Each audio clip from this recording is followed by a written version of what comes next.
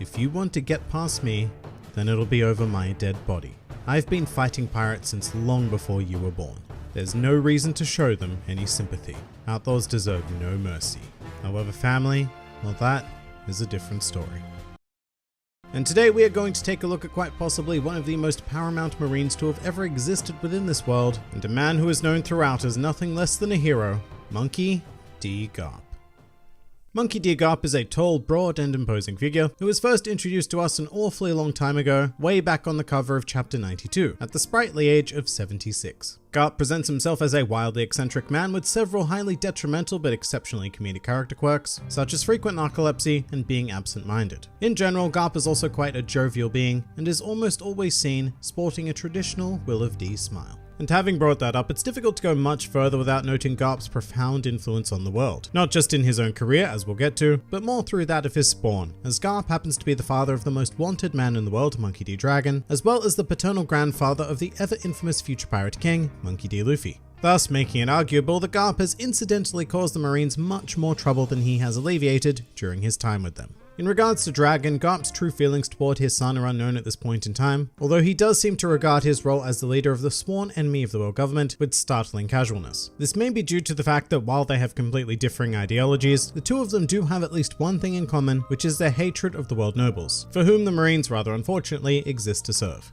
As for Luffy, Garp once held high hopes that his grandson would become a Marine and considers his mind to have been poisoned into accepting unrealistic dreams of piracy by Redhead Shanks. But despite that, Garp seems oddly proud whenever he receives news of his grandson being involved in a big event, even the ones that directly hinder the world government, such as the mass breakout of Impel Down. And there is more to Garp's family, but we'll get to that in a bit, because we have some very important history to cover first. Starting off, our living legend here first joined the Marines a whopping 56 years prior to the current timeline, along with his close acquaintances, future Vice Admiral Suru and future Fleet Admiral Sengoku. And these two would form the pillars of Garp's close relationships over his lifetime, with he and Sengoku sharing an almost comedic duo-style relationship in which Garp seems to greatly enjoy annoying him. But here Garp would work diligently for 18 years, maintaining peace throughout the world as best he could, which included chasing various young troublemakers such as the future Pirate King himself, Goldie Roger, which would develop into one of the greatest rivalries this planet has ever known, with Garp having fought and cornered him on many occasions. However, in each case, he was unable to apprehend Roger. However, on at least one fateful occasion, Garp would join forces with his eternal rival Roger in an event that would become known as the God Valley Incident. This particular affair would see Garp and Roger team up to combat one of the greatest threats this world has ever known, the Rox Pirates, led by Captain Rox D. Zebek. Now, while we still know next to nothing about Rox himself, it is very much worth noting that his crew at the time consisted of some figures you may have heard of that go by the names of Golden Lion Shiki, Edward Newgate, Charlotte Linlin, Kaido, and many, many more. And although they were undoubtedly much younger and not quite at the pinnacle of power that they would most certainly rise to be as Emperors of the Sea, their strength was nothing to scoff at.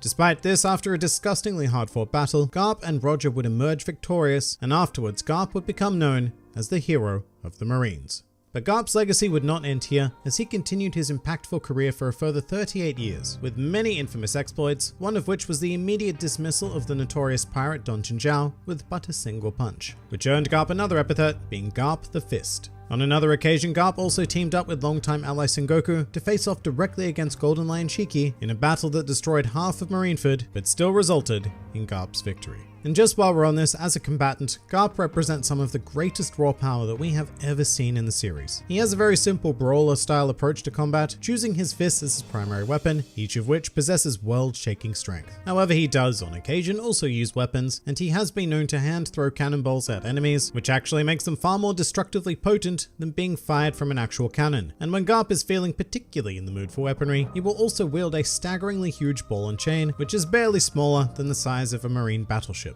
Plus, in the realm of Haki, Garp is also confirmed to have mastered both observation and armament Haki, the latter of which should strike terror into the hearts of anybody facing this man, as it only makes his fists that much more deadly. And so, as a result of his supreme abilities and exploits, Garp has been offered the position of Marine Admiral on numerous occasions. However, he has turned down each and every one of them, preferring to remain a Vice Admiral so as not to be under the direct control of the world nobles. But despite his wealth of accomplishments, there was always one mountain that Garp was never quite able to conquer, being the Pirate King.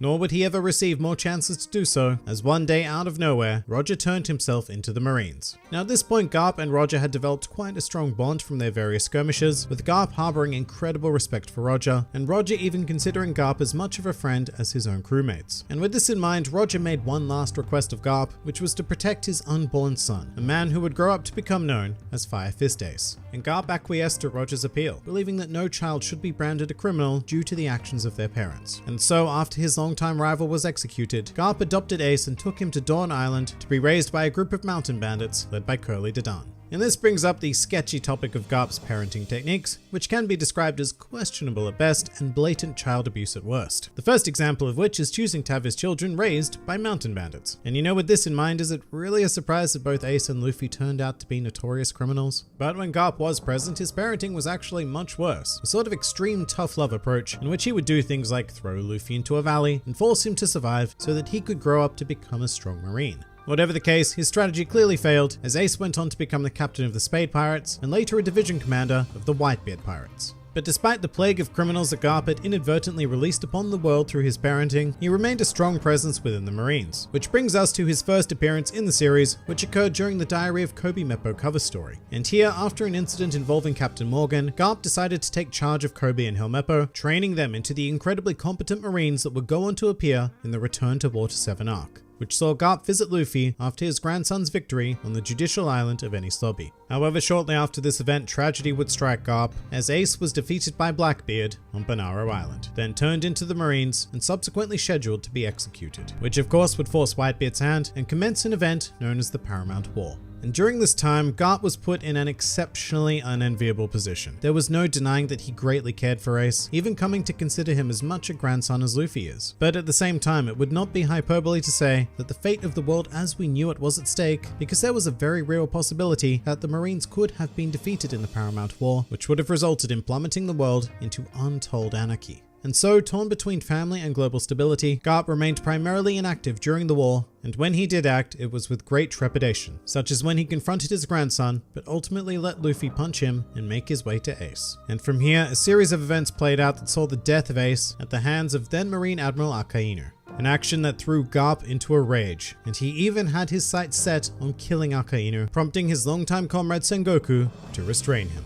And following the Paramount War, it was stated that Garp resigned from his position within the Marines. However, he did still remain a part of the organization in the capacity of an instructor to train the next generation. However, Garp was also saddled with diplomatic duties as well, with one particular example being that he was tapped to escort King Neptune and his family to and from the Reverie, which took place on the Holy Land of Marijois. And here we have a second spoiler warning for this video. This is another one that you should be aware of if you have not begun Act 3 of Wano. It's fairly short, but not at all insignificant. So once again, if you're keen to not know anything, please skip to this time. As for everyone else, here we go again. After successfully returning King Neptune and his family to Fishman Island, Garp had the unfortunate role of informing them of an incident that occurred during the Reverie, involving the Alabaster Kingdom. He is then seen leaving Fishman Island and being informed of the startling news that two of his former foes, Big Mom and Kaido, had formed an alliance that threatens the very stability of the world. Some more fun facts about Garp. While not confirmed either way at the time of this recording, it is entirely possible that in addition to armament and observation haki, Garp may also be capable of wielding Conqueror's haki. This is due to the fact that he said Luffy had inherited the ability to invoke it, although whether it was inherited directly from Garp or even by blood ties in general is very vague and well and truly up for debate. Garp's first appearance in the manga medium actually predates One Piece, as he was a figure introduced in Oda's prototype for the series, Romance Dawn version 2. In this incarnation of the story, Garp is the one who gives Luffy his straw hat, although according to Oda, his plan was always for this to be done by Shanks, and it was not featured in Romance Dawn, so as to give the moment more impact in the eventual One Piece. Despite his impact on the series, Garp has been generally unpopular with the Japanese fanbase, having ranked a pitiful 74th place in the 5th character popularity poll, and even more shockingly, not ranking at all in the 6th poll. With that said, Garp's prominence is such that he has appeared in no less than 3 One Piece films, being Strong World, Film Z, and One Piece Stampede. And finally, a truly useless fact. In an anime-only addition to the series, Garp once stated that he has eaten 842 donuts without sleeping or taking any form of break, whilst he was trying to attain the world record for donut eating. The word trying implying that he failed. And I think we all now know who would be the next most likely contender for that world record. Forbidden immoral donuts. But that pretty much does it for Garp.